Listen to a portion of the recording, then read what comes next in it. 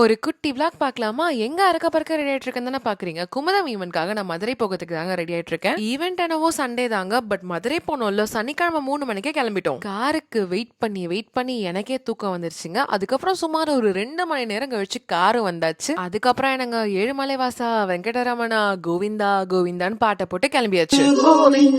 பாதி வழி கூட தாண்டல, அதுக்குள்ள எனக்கு பசி வந்தாச்சு. நல்ல வேலை எங்க பாட்டி சப்பாத்தி தக்காளி தொகை எடுத்துட்டு வந்தாங்க. அது என்ன நல்லபடியா காப்பாத்திடுச்சுங்க. 2 3 சப்பாத்தியை முழுங்கிட்டு அந்த நெயில் பாலிஷ்லாம் அசிங்கமா இருந்துச்சுன்னு சொல்லிட்டு சுரண்டி எடுத்துட்டு தூங்கிட்டேன். எழுந்த உடனே நல்லா மழை பெஞ்சிட்டு இருந்தது. சரி வாமா காஃபி கொடுக்க போலான்னு கூட்டிட்டு போயிட்டாங்க. உள்ள போயிட்டு நல்லா எதமா ஒரு காஃபியை போட்டுட்டு நாங்க அங்க இருந்து கிளம்பிட்டோம். போக போக மழை ஆச்சு, நாக் அவுட் பண்ண ஸ்டார்ட் பண்ணிடுச்சுங்க. பயங்கர மழை, ரோடே தெரியல. நாங்க ரொம்ப ஸ்லோவா போக ஆரம்பிச்சிட்டோம். அந்த மழையில இளையராஜா பாட்டு கேட்டு அப்படியே 100 கிலோமீட்டர் போயிட்டோம். அப்படியே ஒரு ஸ்டாப்பை போட்டாங்க. ஏன்னா நைட் ஆயிடுச்சு, நாங்க சாப்பிடணும்ல. நம்ம சாப்பிட உட்காந்தோடனே அங்க இருக்க ஜூஜா பாய்ஸ்ல நம்ம ஒரு ரவுண்டு போட்டுட்டாங்க. அவங்களுக்கு எல்லாம் கொஞ்சம் சாப்பாடு போட்டுட்டு எங்க அண்ணனுக்கு ஊட்டி விட்டுட்டு நாங்க அங்க இருந்து ஜூட்டி விட்டுட்டு கிளம்பிட்டோம். நைட்டு ஒரு மணி அளவுல நாங்க இந்த ஹோம் ஸ்டே வந்து சேர்ந்துட்டோம். பார்க்கவே அழகா இருக்குல்ல. நான் தாங்க கூகுள்ல கண்டுபிடிச்சு இந்த ஹோம் ஸ்டே புக் பண்ணேன். எனக்கெல்லாம் சுத்தமா தம்பே இல்லைங்க. நான் ஸ்லீப் மூடுக்கு போயாச்சு. பட் இந்த லைட்லாம் பார்க்கவே ஆசையா இருந்தது. அது கூட விளையாடிட்டு அப்படியே கீழே எட்டி பார்த்தா எங்க அண்ணன் அப்பதான் சாப்பிட்டுட்டு இருந்தான். நாங்க சாப்பிடும் போது உட்காந்து சாப்பிடாம தனியா உட்காந்து சார் சாப்பிட்டுட்டு இருந்தாரு. சரி அவர் கிடக்குறான்னு சொல்லிட்டு நான் தூங்க போயாச்சு. அப்புறம் என்ன கண்ணை மூடி திறக்கிறதுக்குள்ள 6 மணி ஆயாச்சு. நான் தான் வீட்லயே முதல் ஆளா எழுந்துச்சேன். நைட்டு 1 மணி அளவுல வந்தனால வீட்டை சுத்தி பார்க்க முடியல. காலை எழுந்து பார்த்தா மணி பிளான் ஃபிஷ் டேங்க்னு எல்லாமே அவ்வளோ அழகா இருந்தது. அடக்கடவுளே, வீட்ல இருந்து வரும்போதே பிரஷ் மறந்துட்டு வந்தேன். அப்புறம் என்ன இன்ஸ்டாமார்ட்ல ஆர்டர் போட்டு கடகடன் பிரஷ் பண்ணிட்டு குளிச்சுட்டு கிளம்பியாச்சு. நான் குமுதம்ல 4th டைம் ஆங்கரிங் பண்றேன் அண்ட் குமுதம்ல ஃபர்ஸ்ட் டைம் சாரி கட்டிட்டு போறேன். அப்பாவை கூட்டிட்டு காரை எடுத்துட்டு ஈவென்ட் நடக்கிற இடத்துக்கு கிளம்பியாச்சு. அங்க போனா எக்கச்சக்கமான பேர் வெயிட் பண்ணிட்டு இருந்தாங்க. நான் வேற காஞ்சிபுரத்துல இருந்து எடுத்துட்டு வந்த செருப்பை மறந்துட்டேங்க. அந்த கிராக்ஸ் அவர்கிட்ட கொடுத்துட்டு இந்த செருப்பை எடுத்துட்டு குடுன்னு உள்ள போயாச்சு. இவர் தான் விஜய் டிவி புகழ்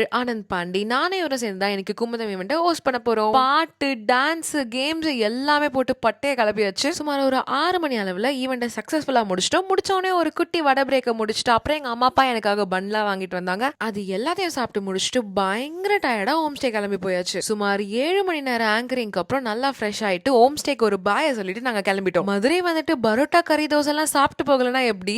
சோ இன்ஸ்டாகிராம்ல இந்த ஜனனி மைஸை தேடி கண்டுபிடிச்சு போய் ஒரு சிட்டிங்கும் போட்டாச்சு. அப்படியே இந்த பக்கம் கல்லுல பார்த்தா கலக்கி பரோட்டா, முட்டை தோசை, கல் தோசை எல்லாமே பண்ணிட்டு இருந்தாங்க. பார்க்கவே அவ்வளோ டெம்டிங்கா இருந்துச்சு. சோ நான் 2 பன் பரோட்டா தான் வாங்கியிருந்தேன். அது கூட ஒரு கலக்கி ஒரு மட்டன் சுக்கா வாங்கியிருந்தேன். அவங்க அது மட்டும் இல்லாம 3 சால்னா கொடுத்திருந்தாங்க. எனக்கு இந்த பரோட்டாலாம் சுத்தமா பிடிக்காதுங்க. பட் நான் சாப்பிட்டதுலேயே ஒரு பெஸ்ட் பரோட்டான்னு சொல்லலாம். அவ்வளோ சூப்பரா சாஃப்டா இருந்துச்சுங்க. மதுரையோட ஃபுட்லாம் நல்லா திருப்தியா சாப்பிட்டு முடிச்சுட்டு மதுரைக்கு ஒரு பாய சொல்லிட்டு நாங்க கிளம்பிட்டோம். அஜினரு வில்லமோட ஸ்டார்ட் பண்ணியாச்சுங்க. நாங்க நைட் எல்லாம் டிராவல் பண்ணி சுமார் காலையில 4 மணி அளவுல காஞ்சிபுரம் வந்து சேர்ந்துட்டோம்.